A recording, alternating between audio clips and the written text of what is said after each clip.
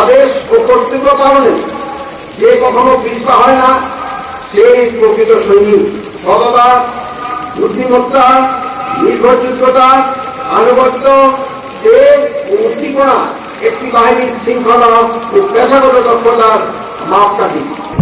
সম্মানিত প্রধান অতিথিকে বহনকারী শীতকালীকে মাঠের পূর্ব প্রান্ত থেকে একে একে বিভিন্ন কর্তৃত্বের অতিক্রম করে এগিয়ে যাচ্ছে।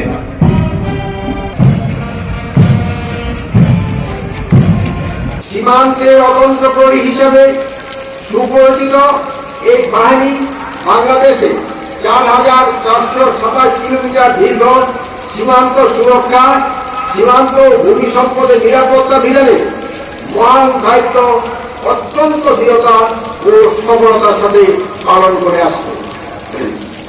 প্রিয় সহকর্মীবৃন্দ, দৃঢ় মনোবল, পারস্পরিক ভ্রাতৃত্ববোধ,